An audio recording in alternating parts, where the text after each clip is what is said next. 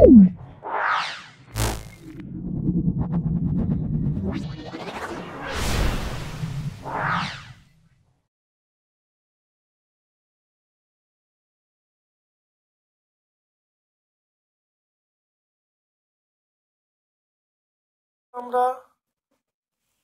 15তম school Bishnupur high school solve করছি। ভিডিওটা প্রথম থেকে শেষ পর্যন্ত দেখো, অবশ্যই ভিডিওতে উপকৃত হবে। যদি ভালো লাগে লাইক করবে, যারা চ্যানেলটাকে সাবস্ক্রাইব করোনি চ্যানেলটাকে সাবস্ক্রাইব করে দেবে, বেল বাটনে ক্লিক করে দেবে। চলে এসো আজকের প্রথম প্রশ্নে। গ্রিন হাউস এফেক্টের জন্য দায়ী, গ্রিন হাউস এফেক্টের জন্য দায়ী এটা হলো ইনফ্রারেড রশ্মি, অতি বেগুনি রশ্মি, গামা রশ্মি, আলফা রশ্মি। তাহলে গ্রিন হাউস এফেক্টের জন্য দায়ী সেটা আমরা বলবো ইনফ্রারেড রশ্মি। ইনফ্রারেড রশ্মি গ্রিন হাউস এফেক্টের জন্য দায়ী। তারপর দেখে নাও এসটিপি। দেখে নাও এসটিপিতে 2.24 লিটার CO2 ভর কত? 2.24 লিটার CO2 ভর আমরা বলবো সেটা হলো 4.4। এটা কি করে হচ্ছে একটু দেখে। 22.4 লিটার CO2 সমান হলো 44 গ্রাম CO2।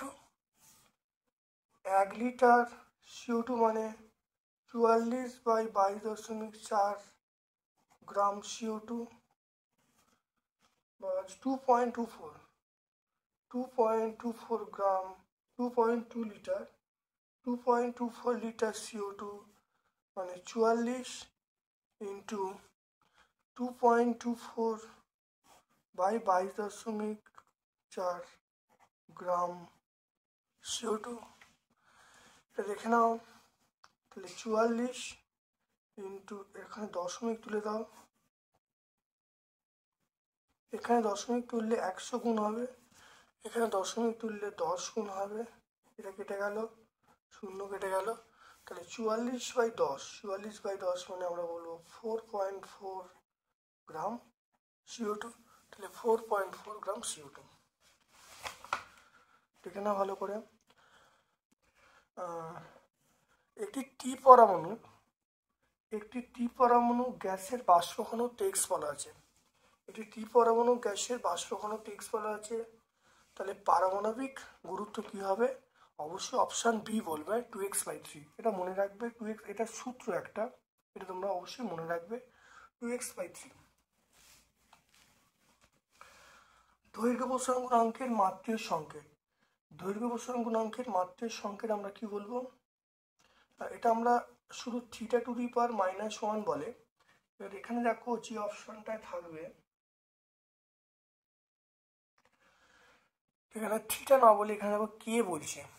থিটা আর কে একই, তাহলে m⁻0, l⁻0, t⁻0, k⁻⁻1। তাহলে ডি বলবে এটা। তারপর দেখো বক্রতা, দর্পণের বক্রতা কেন্দ্রগামী রশ্মির চ্যুতিকোণ কত? দর্পণের বক্রতা কেন্দ্র রশ্মির চ্যুতিকোণ এটা কিন্তু অবশ্যই 180 ডিগ্রি। এটা মনে রাখবে 180 ডিগ্রি হবে। দর্পণের বক্রতা কেন্দ্রে রশ্মির চ্যুতিকোণ যখন বলবে সেটা কিন্তু 180 ডিগ্রি। এটা কিন্তু খুব ভালো করে মনে রাখবে।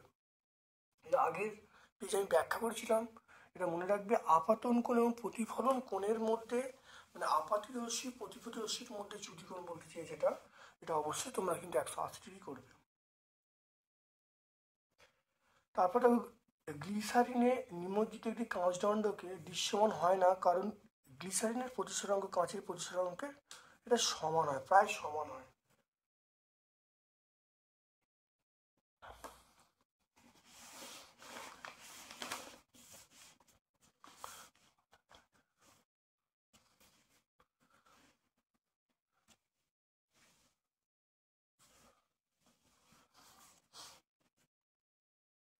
তারপর দেখো গৃহস্থলীর পথগুলির ক্ষেত্রে কোন রাশিটি সমান থাকে? গৃহস্থলীর যন্ত্রপাতির ক্ষেত্রে যে রাশিটি সমান থাকে সেটা আমরা বিভব প্রভেদ বলবো। বিভব প্রভেদ সমান থাকে। এক অ্যাম্পিয়ার কোন রাশির সমতুল্য? এক অ্যাম্পিয়ার আমরা বলবো সেটা হলো পার সেকেন্ড, মানে এক কুলম সেকেন্ড টু দি পাওয়ার -1। তাহলে এটা আমরা অপশান এ বলবো। কোনটি তড়িৎ ক্ষেত্র দ্বারা বিচ্যুত হয় না? কোনটা তড়িৎ ক্ষেত্রে বিচ্যুত হয় না? সেটা গামা রশ্মি তড়িৎ ক্ষেত্র দ্বারা বিচ্যুত হয় না। এটি ক্ষারীয় মিথ্যা ধাতু। ক্ষারীয় মিথ্যা ধাতু আমরা কি বলবো? সেটা আমরা বলবো দেখানো ক্ষারীয় মিথ্যা ধাতু। গ্রুপ 2 এ দেখো 2 নম্বর গ্রুপে এখানে কি আছে? 2 নম্বর গ্রুপকে বলা হয় ক্ষারীয় মিথ্যা ধাতু। এটা BMgCaSr BaRa। তাহলে এখানে দেখো কি আছে, দেখো অপশন দেখে নাও। তাহলে ক্ষারীয় মিথ্যা ধাতু আমরা দেখো অপশন ডি বলবো। তাহলে অপশন ডি বলবো। তারপরে প্রদত্ত অণুগুলির কোন থেকে ত্রিবন্ধন দেখা যায়? ত্রিবন্ধন দেখা যায় সেটা আমরা নাইট্রোজেন বলবো। NaCl এ চলিত দ্রবণে তড়িৎ বিশ্লেষণ করলে ক্যাথোডে কি উৎপন্ন হয়? NaCl এ তড়িৎ বিশ্লেষণ করলে ক্যাথোডে দেখো Na ধাতু উৎপন্ন হবে। Na ধাতু। ক্যাথোডে কি উৎপন্ন হবে? ক্যাথোডে দেখো Na ধাতু উৎপন্ন হবে। কালো উত্তপ্ত কিউবিক অক্সের ওপর দিয়ে অ্যামোনিয়া গ্যাস চালনা করলে কিউবিক অক্সের ওপর দিয়ে অ্যামোনিয়া গ্যাস চালনা করলে কি উৎপন্ন হবে? কিউবিক অক্সাইডের ওপর দিয়ে অ্যামোনিয়া গ্যাস চালনা করলে নাইট্রোজেন এবং কপার এবং জল উৎপন্ন হবে। তাহলে দেখে নাও, তাহলে আমরা বলবো উৎপন্ন হবে নাইট্রোজেন। অপশন সি বলবে। তারপর দেখে নাও অ্যামালগামে কোন ধাতুটির উপস্থিতি আবশ্যিক? অ্যামালগামে আমরা বলবো পারদ। তারপরে প্রোপিনে H পরমাণুর সংখ্যা কটা? প্রোপিন H পরমাণু কটা আছে? দেখো প্রোপিনে এখানে 3টে, একে 4টে, 6টা। প্রোপিন H পরমাণু কটা বলবো? 6টা। তাহলে আমরা বলবো 6টা। প্রোপিন H পরমাণু 6টা হবে। ক্ষয়ে চলে এসো। বায়ুমণ্ডলে কোন স্তরের অপর নাম শান্ত মণ্ডল? শান্ত মণ্ডল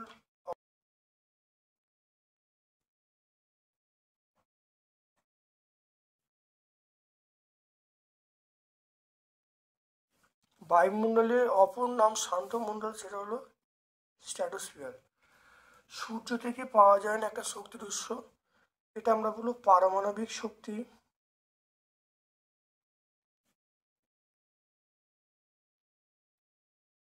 পারমাণবিক শক্তি বলবো, ভূতাপ শক্তি বলবো। এর মধ্যে হবে বায়োমাস কাকে বলে? দেখে নাও বায়োমাস কাকে বলে। বায়োমাস দেখে নাও, এখানে বায়োমাস আছে দেখে নাও। কৃষিজাত বর্জ্য গাছপালা, আখের ছিবড়া, ভুসি, শাকসবজি, ফলমূলের রান্না, খোসা,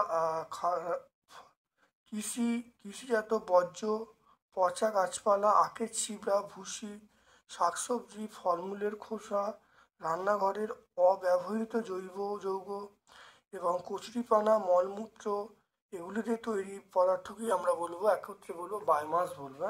8। এটা আমরা পেজ নাম্বার 8 বলবো, পেজ নাম্বার 8। তারপরে পি চাপে দেখে নাও, পি চাপে টি তাপমাত্রায় ভি আয়তন হিলিয়াম গ্যাসের অণুর সংখ্যা n। একই চাপে ও তাপমাত্রায় আয়তন 3b হলে O2 গ্যাসের অণুর সংখ্যা হবে 6n। এটা মিথ্যা হবে, এটা মিথ্যা। চার্লস সূত্রের ধ্রুবকগুলি কি? গ্যাসের ভর আর গ্যাসের চাপ। গ্যাসের ভর ও গ্যাসের চাপ। তাপের সবচেয়ে সুপরিবাহী ধাতু হলো এটা ধাতু নয়, এটা হলো অধাতু। এটা হলো সবচেয়ে সুপরিবাহী ধাতু। হিরে ধাতু না, এটা অধাতু, তো এটাও মিথ্যা। তারপর দেখো কঠিন পদার্থের দৈর্ঘ্য প্রসারণ গুণাঙ্ক আয়তন প্রসারণ গুণাঙ্কের মধ্যে সম্পর্ক। তাহলে দৈর্ঘ্য প্রসারণ গুণাঙ্ক আলফা আর আয়তন প্রসারণ গুণাঙ্ক গামা, তাহলে আলফা সমান গামা/3। তারপর দেখো বায়ু সাপেক্ষে জলের প্রতিসরাঙ্ক x। বায়ু সাপেক্ষে জলের প্রতিসরাঙ্ক এক্স বলা আছে। জল সাপেক্ষে বায়ুর প্রতিসরাঙ্ক কত? বায়ু সাপেক্ষে জলের প্রতিসরাঙ্ক এক্স, জল সাপেক্ষে বায়ুর প্রতিসরাঙ্কটা 1/x হবে, উল্টে যাবে, 1/x হবে। শূন্য মাধ্যমে আলোক রশ্মি বিচ্ছুরণ হয় না কেন? বেগ সমান, তাহলে প্রত্যেক বর্ণের বেগ সমান, বেগ সমান হওয়ার জন্য প্রত্যেক বর্ণের আলোর বেগ সমান। বৈদ্যুতিক সুইচকে কোন সমবায়ে রাখা হয়? বৈদ্যুতিক সুইচকে আমরা সমান্তর সমবায়ে রাখি। বৈদ্যুতিক সুইচকে আমরা সমান্তর সমবায়ে রাখি। মনে রাখবে শ্রেণী সমবায়ে রাখা হয় ফিউজকে, ফিউজকে শ্রেণী সমবায়ে রাখা হয়, কিন্তু বৈদ্যুতিক সুইচকে আমরা কি করব? অবশ্যই সমান্তর সমবায়ে রাখবো। তড়িৎ প্রবাহমাত্রার ব্যবহারিক একক আমরা বলবো অ্যাম্পিয়ার। অ্যাম্পিয়ার ব্যবহারিক একক এই সংজ্ঞা দিচ্ছি 1 সেকেন্ডে, তাহলে আমরা বলবো 1 সেকেন্ডে যদি কোনো পরিবাহীর মধ্য দিয়ে 1 কুলম আধান প্রবাহিত হয়, তাহলে তার প্রবাহমাত্রাকে আমরা কি বলবো? 1 অ্যাম্পিয়ার বলবো। পৃথিবীর পয়সা নির্ণয় করার জন্য আমরা কোন তেজস্ক্রিয় আইসোটোপ ব্যবহার করি? করার জন্য আমরা লেড আইসোটোপ ব্যবহার করি, লেড আইসোটোপ এটা আমরা ব্যবহার করি। পৃথিবীর পয়সা নির্ণয় করার জন্য আমরা লেড 206 বলবো, এটা আইসোটোপ ব্যবহার করি। গামা রশ্মির বেগ কত? গামা রশ্মির বেগ আলোর বেগের সমান 3 × 10⁸ মিটার/সেকেন্ড। তারপর চলে এসো গ্যালভানাইজেশন। গ্যালভানাইজেশন এটা আমরা জিঙ্ক বলবো। Galvanisation zinc. তেজস্ক্রিয় নিষ্ক্রিয় মৌল, তেজস্ক্রিয় নিষ্ক্রিয় মৌল আমরা বলবো রেডন। ডুরালুমিনের প্রধান উপাদান আমরা বলবো অ্যালুমিনিয়াম। আর অ্যানোড মাডে থাকে পিটি। অ্যানোড মাডে কি থাকে? পিটি। খুব ভালো পড়ে নিতে হবে এগুলো। তারপর দেখো ইলেকট্রন দেখো পরমাণুর ইলেকট্রন বিন্যাস 2, 8, 1 হলে তড়িৎ গঠন করবে। এটা অবশ্যই তড়িৎ গঠন করবে, অবশ্যই আমরা বলবো তড়িৎ যৌগ গঠন করবে। সর্বাপেক্ষা তড়িৎ-ঋণাত্মক মৌল আমরা ফ্লুরিন বলবো। পরের সারিতে কঠিন তরল গ্যাস একত্রে আছে 17 নম্বর শ্রেণীতে, 17 নম্বর শ্রেণীতে একসঙ্গে আছে। প্ল্যাটিনাম তড়িৎদ্বার ব্যবহার করে জলে তড়িৎ বিশ্লেষণ করলে অ্যানোড ও ক্যাথোডে উৎপন্ন গ্যাসের অনুপাত কত?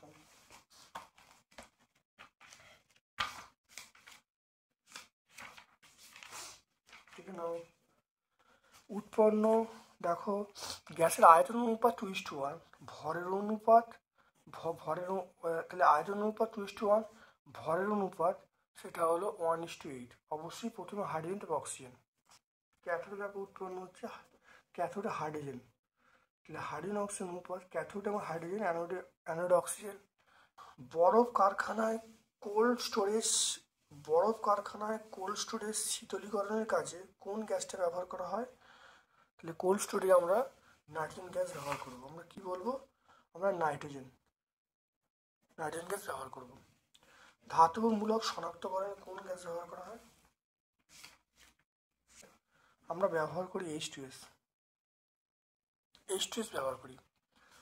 আর তবে ক্ষারকীয় কপার কার্বনেটের বর্ণ কেমন? ক্ষারকীয় কপার কার্বনেটের কালার আমরা বলবো সবুজ।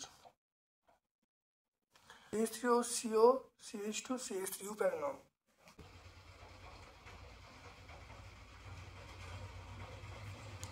এটার নাম হবে বিউটেন।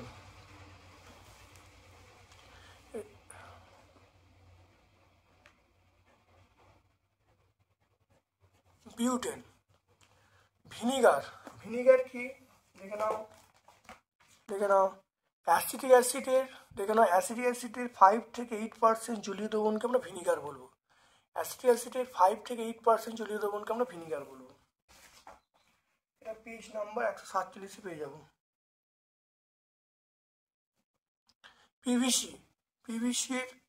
পিভিসির মনোমার এবং সংকেত।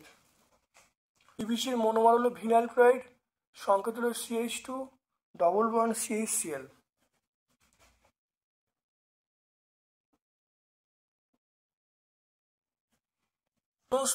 ওজোন স্তর ধ্বংসের কারণ কি? এখানে ওজোন স্তর ধ্বংসের কারণ দেখতে পাচ্ছ। ওজোন স্তর ধ্বংসের কারণ এখানে আমরা এই যে 1 নম্বর হলো রেফ্রিজারেটর বাতানুকূল যন্ত্রে হিমায়ক হিসাবে সিএফসি ব্যবহার করা হচ্ছে।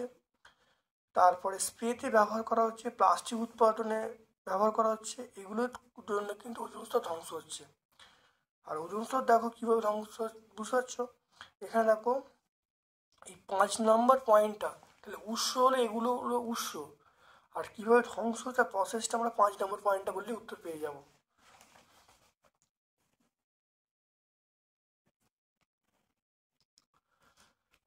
তারপরে দেখো স্থির উষ্ণতায় নির্দিষ্ট ভরের গ্যাসের আয়তন বলা আছে 200 সিসি। চাপ হ্রাস করে প্রাথমিক চাপের অর্ধেক করলে আয়তন কত হবে দেখে নাও। 3.2 দেখে নাও। এখানে V1 বলা আছে সেটা 200 সিসি, V2 মানটা চাইছে, P2 মানটা বলা আছে প্রাথমিক চাপের অর্ধেক, তাহলে প্রাথমিক চাপ P1 তার অর্ধেক, এটা আমি পেলাম। এবারে দেখে নাও, আমরা বলবো তাপমাত্রা কনস্ট্যান্ট, তাহলে P1 V1 সমান P2 V2। এখানে দেখে নাও, তাহলে P1টা বসানো হলো, V1 মান এটা 200 হবে। আর এখানে দেখো P2 মান হাফ ইন্টু P1, আর V2 মান চাইছে, তাহলে এটা করলে কত হবে দেখো, P1 কেটে গেল, তাহলে V2 সমান দেখো এটা গুণ করলে দেখো 400 হলো, তাহলে V2 সমান 400। অতএব অন্তিম আয়তন কত হবে, সেটা 400 সিসি হবে। খুব ভালোভাবে বুঝে নাও। V1 এর মান দেওয়া আছে, V2 মান চাইছে, P2টা বলা আছে প্রাথমিকের অর্ধেক, তাহলে প্রাথমিকটা P1 তার অর্ধেক মানে 1/2। যেহেতু তাপমাত্রা স্থির, আমরা বলবো P1 V1 সমান P2 V2, মানগুলো বসিয়ে দিয়েছি, তাহলে V2 মান পেয়ে 400, তাহলে অন্তিম আয়তন পেয়ে গেলাম 400 সিসি। 27 ডিগ্রি সেন্টিগ্রেড তাপমাত্রায় 2280 মিমি চাপে 0.5 মোল মিথেনের আয়তন কত হবে দেখে নাও। এর মান বলা আছে 27, তাহলে 27 প্লাস 273 কেলভিন, এটা আমরা বলবো 300 কেলভিন। পি বলা আছে 2280 মিলিমিটার এইচজি।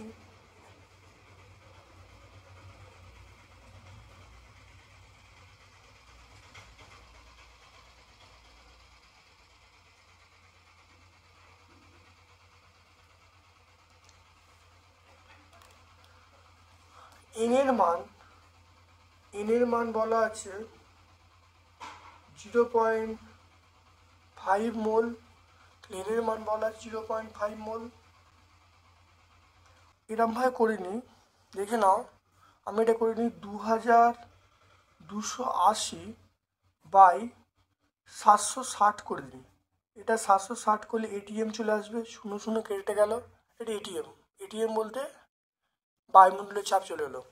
এরপরে আমরা আর এর যে মানটা লিখবো, আর এর মান লিখবো 0.082,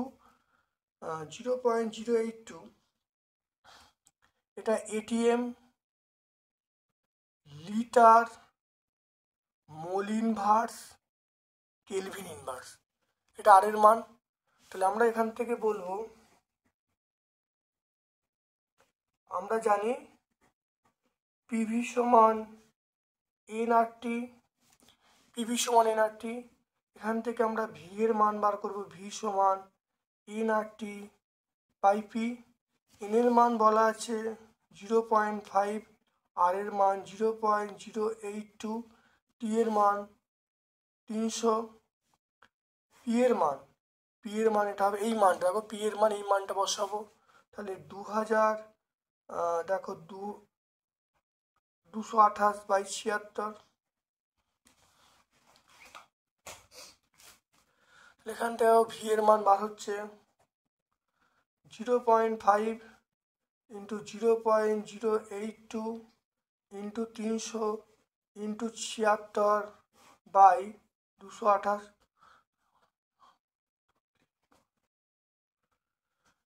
এটা পেয়ে যাবো। দেখো ভি এর মান পেয়ে যাবো 4.1।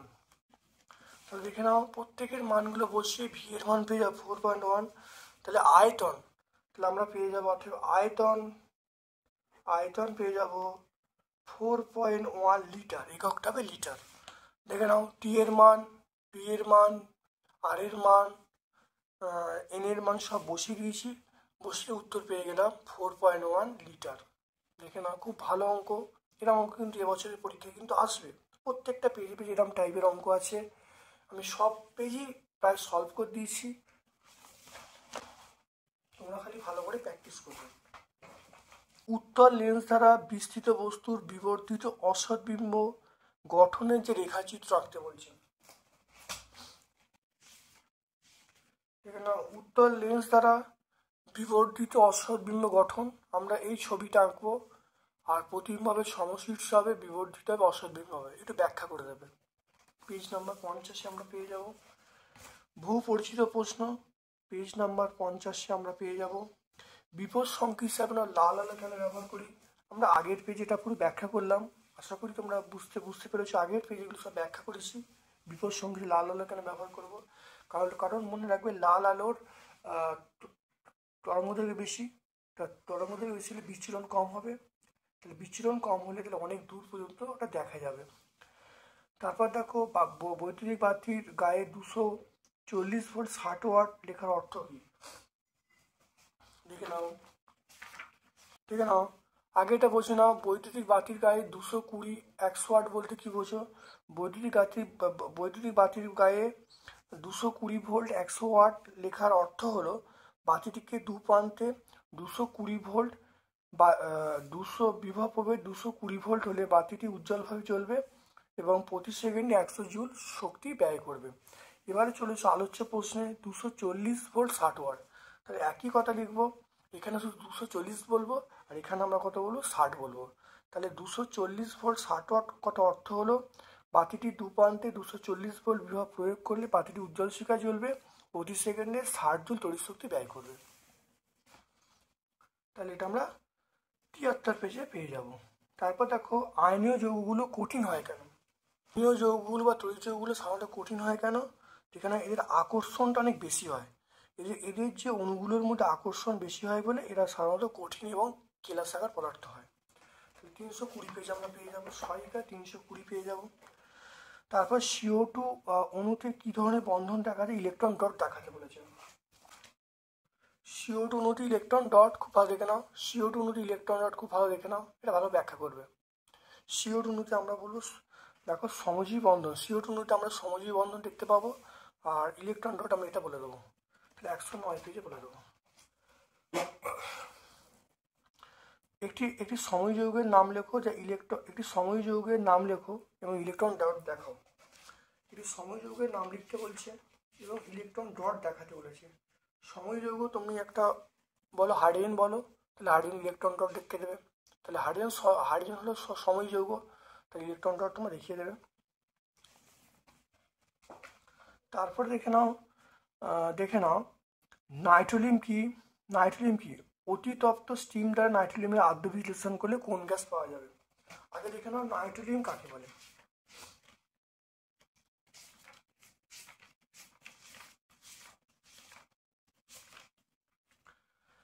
দেখে নাও নাইট্রোলিয়ামকে ক্যালসিয়াম সাইনামাইড এবং কার্বনের ধূসর মিশ্রণকে নাইট্রোলিয়াম বলে জমিতে সারি ব্যবহার করা হয়। অতিতপ্ত স্টিম CaCN2 দ্বারা আদ্য বিশ্লেষণ করলে অ্যামোনিয়া গ্যাস উৎপন্ন হবে। তাহলে বুঝতে পারা গেল, সব উত্তরটা পাওয়া গেল, টোটাল উত্তরটা তোমার পেলে। তাহলে এই প্রশ্নের উত্তর অ্যামোনিয়া। তারপর CO4 জলীয় দ্রবণে আয়রনের টুকরো যোগ করলে কি হবে, ইলেকট্রন তত্ত্বের সাহায্যে জারণ বিজারণ ব্যাখ্যা করতে বলছে। উত্তরটার মতোই হবে, আয়রনের জায়গায় শুধু এখানে জিঙ্ক আছে, তোমরা আয়রন করবে। এই উত্তরটা পুরো একই হবে, শুধু তোমরা আয়রনের জায়গায় তোমরা কি করবে, জিঙ্ক করবে। তাহলে এখানে জিঙ্ক করবে, এটা হলো Fe হবে, এখানে FeSO4 হবে, বুঝতে পারলে। আর এখানে শুধুমাত্র জেডেনের জায়গায় তোমরা Fe লিখবে, কিন্তু উত্তরটা পুরো একই হবে।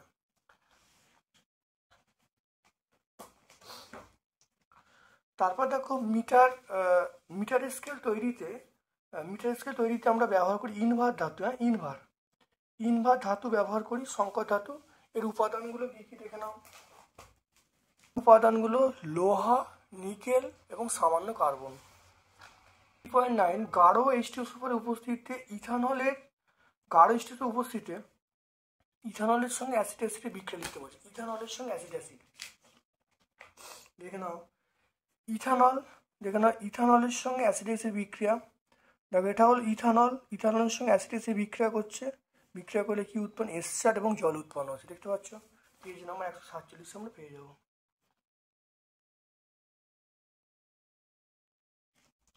এটা আমরা C2 বলবো। C2H6O এর সমবয়ব লিখতে বলছে, এর নামও সংকেত। ঠিক আছে, সমবয়বগুলো দেখে নাও। সমবয়ব একটা হলো ইথাইল অ্যালকোহল আর একটা হলো ডাইমিথাইল ইথার। দেখতে পাচ্ছ। তারপর দেখে নাও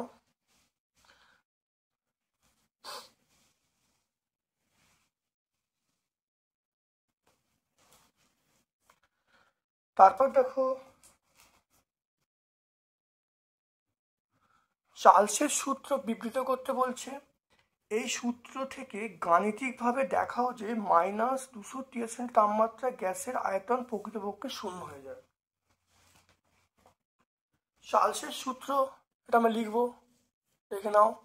তারপরে দেখো ভিটি সমান V01 প্লাস T/273।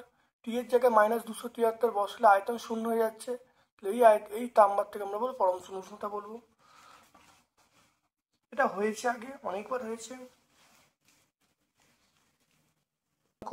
কোনো তরলের প্রতি একক উষ্ণতা বৃদ্ধিতে প্রতি একক আয়তনে যে পরিমাণ প্রকৃত প্রসারণ হয় তাকে বলে প্রকৃত প্রসারণ গুণাঙ্ক। দেখতে পাচ্ছ। এখানে পরের প্রশ্ন চলে এসো। কি বলা আছে? মাত্রা মানে θ⁻⁻1 লিখবো। প্রকৃত প্রসারণ গুণাঙ্ককে তরল ইসোধর্ম কেন বলা হয়? এখানে দেখো পেয়ে যাবে প্রকৃত প্রসারণ গুণাঙ্ককে। তাহলে প্রকৃত প্রসারণ গুণাঙ্কটা পাত্রের প্রসারণের উপর নির্ভর করে না। তাহলে দেখে নাও। তাহলে এখানে দেখে নাও লেখা আছে তরলে আপাত প্রসারণ গুণাঙ্ক পাত্রের প্রসারণ নির্ভরশীল, কিন্তু বিভিন্ন উপাদানে রাখলে আপাত প্রসারণ গুণাঙ্ক বিভিন্ন হয়, কিন্তু প্রকৃত প্রসারণ গুণাঙ্ক কিন্তু একই থাকে। তাই আপাত ও প্রকৃত প্রসারণের মধ্যে প্রকৃত প্রসারণ গুণাঙ্ককে নিজস্ব ধর্ম ধরা হয়। তারপরে তাপের পরিবহনের সংজ্ঞা। তাপের পরিবহনের বৈশিষ্ট্য লিখতে বলছে। পরিবহন অর্থাৎ তাপ সঞ্চালনের যে পদ্ধতিতে তাপ উষ্ণতর স্থান থেকে শীতলতর স্থানের দিকে যায় এবং অণুগুলোর কোনো স্থানচ্যুতি হয় না, তাকে তাপের পরিবহন বলে। এর বৈশিষ্ট্য হলো অণুগুলোর কোনো স্থান পরিবর্তন ঘটে না, আর উষ্ণতর স্থান থেকে তাপটা শীতলতর স্থানের দিকে যায়। এই দুটো বৈশিষ্ট্য তোমরা বলবে। তারপর দেখে নাও প্রতিসরণের সূত্রগুলো লিখতে বলছে। দৃশ্যমান কোন বর্ণের আলোর ক্ষেত্রে প্রতিসারাঙ্ক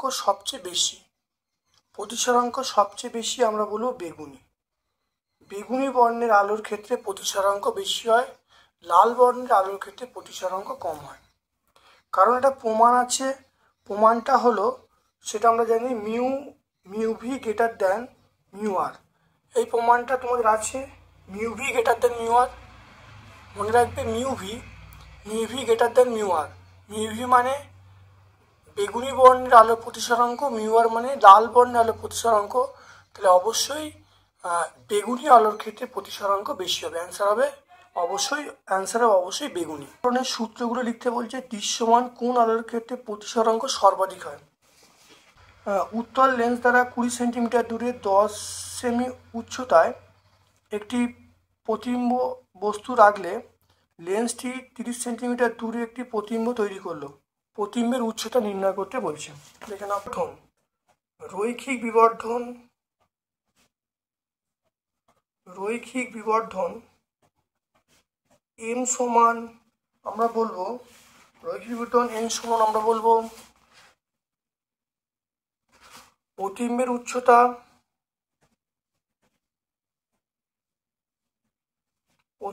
উচ্চতা বাই বস্তুর উচ্চতা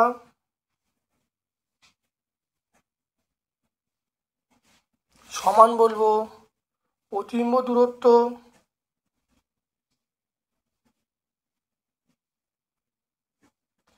বাই বস্তু দূরত্ব। এই সূত্রটা তোমরা মনে রাখবে, সূত্রটা মনে রাখলে কিন্তু অঙ্কটা হয়ে যাবে। এবার দেখো প্রতিমের উচ্চতা, দেখে নাও প্রতিমের উচ্চতা চাইছে, দেখে নাও অঙ্কটাই বলছে প্রতিমের উচ্চ চাইছে, তাহলে প্রতিম উচ্চ চাইছে, তাহলে বস্তুর উচ্চতা বলা আছে 10 সেন্টিমিটার। দেখো 10 সেন্টিমিটার, তাহলে বস্তুটা, তাহলে এখান থেকে আমরা বলবো প্রতিবিম্বের উচ্চতা,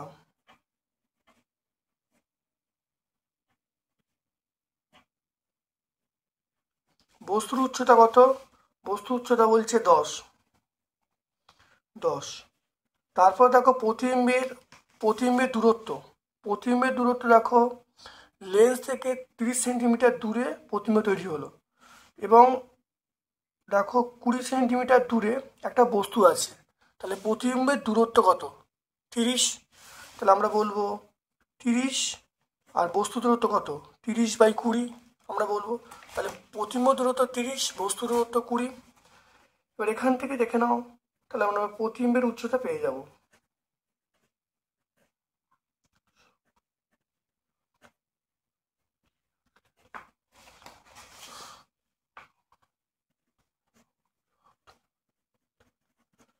কেটে গেল 0 0, এটা কাটলে কত 15 হবে, তাহলে 15 সেন্টিমিটার। তাহলে প্রতিবিম্বের উচ্চতা কত হবে, 15 সেন্টিমিটার। দেখে নাও এই 10টা উপরে গুণ হয়ে গেল, 0 0 কেটে গেল, 30/2, 30/15, 15 সেন্টিমিটার। প্রতিবিম্বের উচ্চতা পেয়ে গেলাম 15 সেন্টিমিটার। দেখে নাও খুব ছোট্ট অঙ্ক, ভালো করে করবে। 3 নাম্বার অবশ্যই পরীক্ষায় এরকম ধরনের অঙ্ক কিন্তু পরীক্ষা আসে।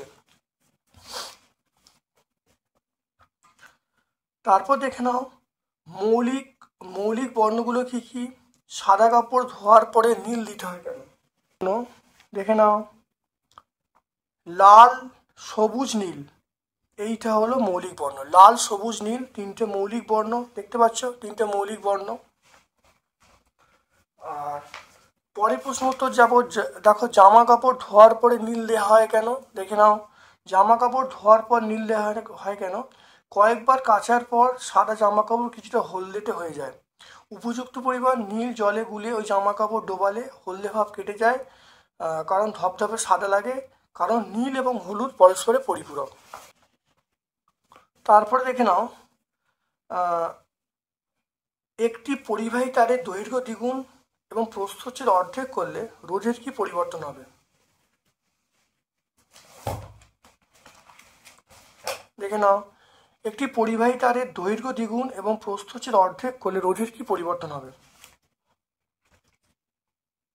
4.6 চলে এসো। ক্ষেত্র R1 সমান রো L/পাই আর, এর জায়গায় পাই আর স্কোয়ার, এ মানে ক্ষেত্রফল পাই আর স্কোয়ার হয়ে গেল। আর R2 সমান আমরা বলবো রো এল মানে দৈর্ঘ্য দ্বিগুণ করছে 12, আর প্রস্থচ্ছেদ অর্ধেক করছে, প্রস্থচ্ছেদের ব্যাসার্ধ অর্ধেক করছে, তাহলে R/2 তার হোল স্কোয়ার।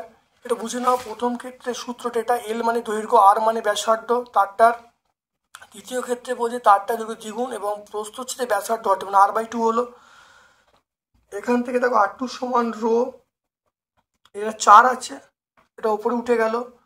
দেখো এখানে তাহলে কি হবে, তাহলে 12/পাই R²/4 হবে, দেখতে পেলে।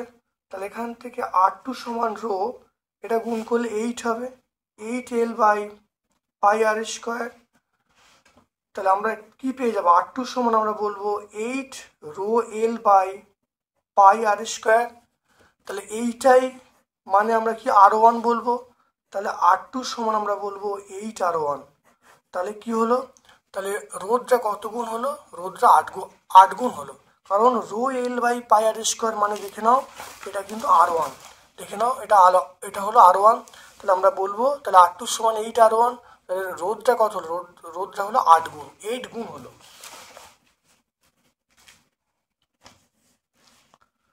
তারপরে দেখো একটা প্রশ্ন আছে, খুব ভালো দেখে নাও, আবার একটা অঙ্ক আছে, খুব ভালো দেখে নাও।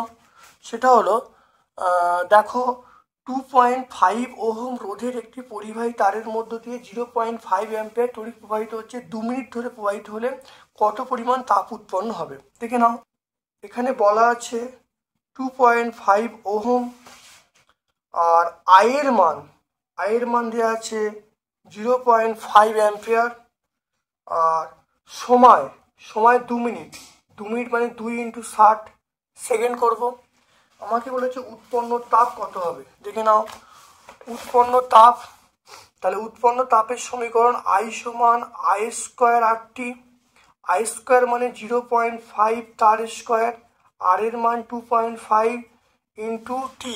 টি মানে দেখো 2 × 60। এটা করলে কিন্তু জুল, এককটা কি আসবে, জুল আসবে।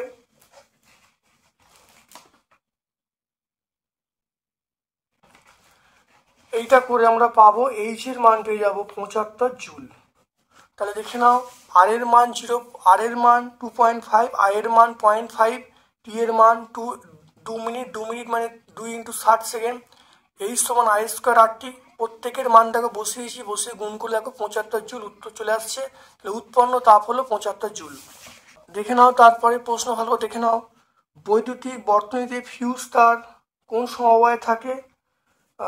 বৈদ্যুতিক বর্তনীতে ফিউজ তার কোন তারের সঙ্গে যুক্ত থাকে? এটা লাইভ তার। আমরা বলবো ফিউজ তার লাইভ তারের সঙ্গে যুক্ত থাকে, শ্রেণী সমবায় যুক্ত থাকে। ফিউজ তারের দুটো বৈশিষ্ট্য, রোধাঙ্ক ও উপাদানের রোধাঙ্ক বেশি হবে এবং গলনাঙ্ক কম হবে। আর ফিউজ তার বর্তনীর সঙ্গে শ্রেণী সমবায় থাকবে। 5 অ্যাম্পিয়ার ফিউজ বলতে কি বোঝো?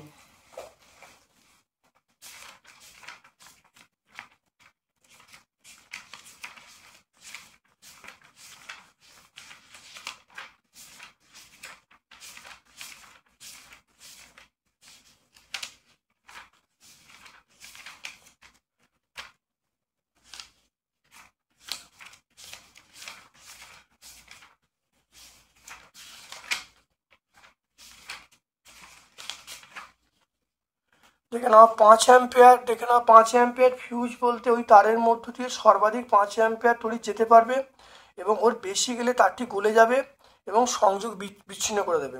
দেখে নাও 5 অ্যাম্পিয়ার ফিউজের তাৎপর্য। তারপরে দেখে নাও পরের প্রশ্ন, দেখো আলফা বিটা গামা রশ্মির কোনটি আধানবিহীন? অবশ্যই গামা রশ্মির আধান থাকে না। রাসায়নিক পরিবর্তন এবং তেজস্ক্রিয় পরিবর্তনের পার্থক্য বলতে বলছি।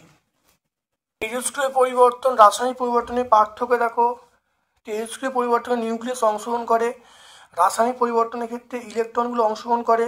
তেজস্ক্রিয় পরিবর্তনের ক্ষেত্রে বাইরের বাহ্যিক প্রভাবের ওপর কোনো প্রভাব বিস্তার করে না, বাহ্যিক প্রভাব দ্বারা প্রভাবিত হয়।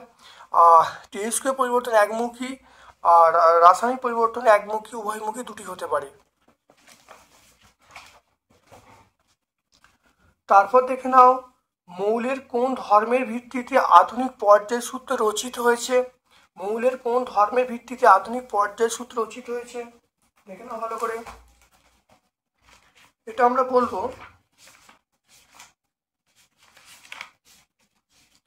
দেখুন আধুনিক পর্যায় সূত্র রচিত হয়েছে, দেখো মৌলের ভৌত রাসায়নিক ধর্ম তাদের পরমাণু ক্রমাঙ্ক বৃদ্ধির সঙ্গে পর্যায়ক্রমে পুনরাবৃত্তি হয়।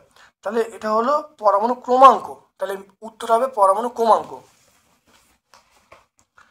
তারপর দেখে নাও হাইড্রোজেনের সঙ্গে, দেখে নাও হাইড্রোজেনকে খাদ ধাতু, মানে হাইড্রোজেনকে খাদ ধাতুর সঙ্গে রাখার দুটো যুক্তি লিখতে বলছে। খুব ভালো করে দেখে নাও হাইড্রোজেনকে কেন খাদ ধাতুর সঙ্গে রাখা হয়েছে, তার দুটো যুক্তি। দেখে নাও হাইড্রোজেনকে খাদ ধাতুর সঙ্গে রাখার দুটো যুক্তি বা সাদৃশ্য। 1 নম্বর হলো এরা হলো তড়িৎ ধনাত্মক মৌল, একযোজী তড়িৎ ধনাত্মক মৌল।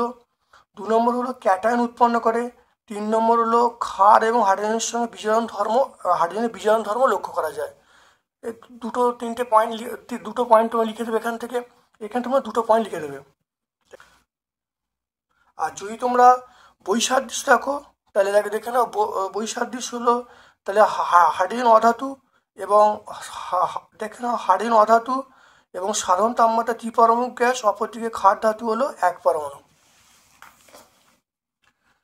MgSr তাহলে এই সিরিজটাই বলছে, এই সিরিজটা। তাহলে ধাতব ধর্ম ওপর থেকে নিচে নামলে বৃদ্ধি পায়। তাহলে দেখো ধাতব ধর্ম যদি ওপর থেকে নিচে নামে ধাতব ধর্ম বৃদ্ধি পায়, তাহলে ওপর থেকে নিচে নামে ধাতব ধর্ম বৃদ্ধি পায়।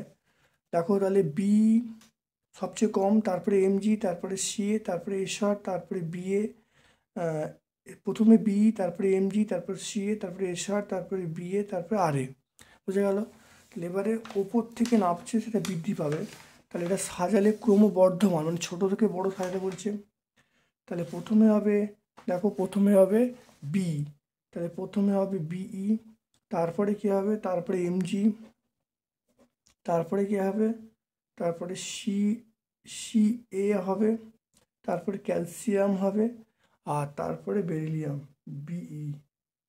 প্রথমে বি, তারপরে এমজি, তারপরে ক্যালসিয়াম, তারপরে আমরা কি বলবো এসআর। দেখে নাও, এই এই সিরিজটার মধ্যে আছে গ্রুপ 2 এর মৌল আছে। প্রথমে বি, তারপরে এমজি, তারপরে ক্যালসিয়াম, এটা সিএ, তারপরে হলো এসআর। দেখতে পাচ্ছ এসআর এগুলো আছে। তারপরে দেখে নাও কোন মৌলের আয়নাইজেশন সবচেয়ে বেশি, কোন মৌলের আয়নাইজেশন শক্তি বেশি, এটা আমরা হিলিয়াম বলবো, হিলিয়াম। তড়িৎ বিশ্লেষণ পদ্ধতি দুটি প্রয়োগ লিখতে বলছে। তড়িৎ বিশ্লেষণ পদ্ধতি দুটো প্রয়োগ লিখতে বলছে।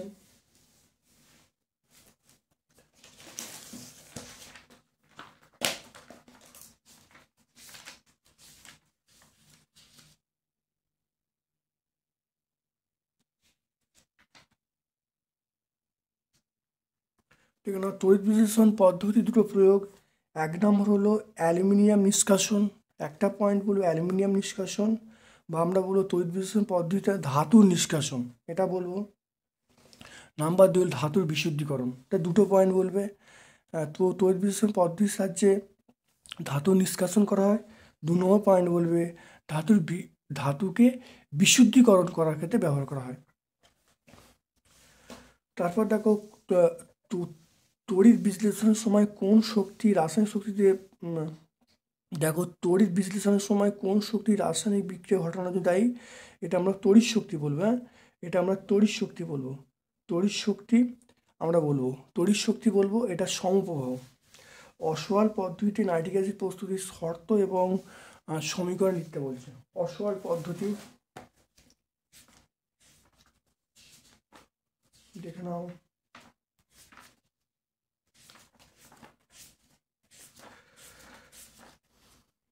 অসওয়াল পদ্ধতি খুব ভালো দেখে নাও। এই অসওয়াল পদ্ধতি তিনটে ধাপ আছে, তিনটে ধাপ। 1 নম্বর পয়েন্ট, 2 নম্বর, আর এই 3 নম্বর। 1, 2, 3 এই তিনটে ধাপ তোমরা ব্যাখ্যা করে দেবে, করলে উত্তর চলে আসবে। অসওয়াল পদ্ধতি এটা তোমরা পাবে 126 পেজে, তোমরা টোটাল উত্তরটা পাবে। তারপর দেখো, অ্যাসিডিন গ্যাসকে পৃথক পৃথকভাবে র্যানে নিকেল এবং লিল্ডান অনুঘটক দ্বারা বিচারিত করলে কি বিক্রিয়া ঘটবে?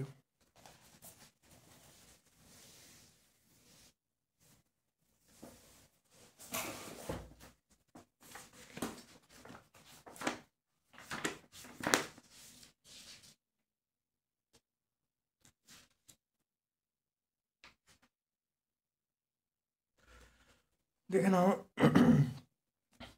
প্রথম দেখো অ্যাসিলিনকে যদি পিটি এবং পিডি বা র্যানিকেল দ্বারা H2 এর সঙ্গে উত্তপ্ত করা হয়, তাহলে ইথিলিন উৎপন্ন হবে। দেখতে পাচ্ছি ইথিলিন উৎপন্ন হবে। আর তারপরে দেখো, এটা দেখে নাও, আবার অ্যাসিলিনের সঙ্গে দেখে নাও যদি লিডনার অনুঘটক বিক্রিয়া করে, তাহলে এটা হলো, দেখো ইথিলিন উৎপন্ন হবে। তাহলে ভালো করে দেখে নাও, এখানে দেখো অ্যাসিলিন প্লাস হাইড্রোজেন পিটি বা পিডি বা র্যানিকেল অনুঘটক বিক্রিয়া করলে ইথিলিন উৎপন্ন হবে।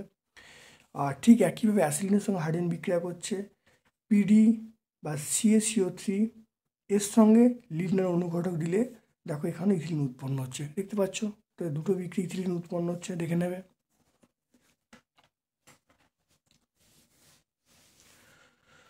তারপর দেখো, একটি মাত্র পার্থক্যসূচক বিক্রিয়া দ্বারা অ্যালকোহল ও ইথারের পার্থক্য করা যায়, দেখো।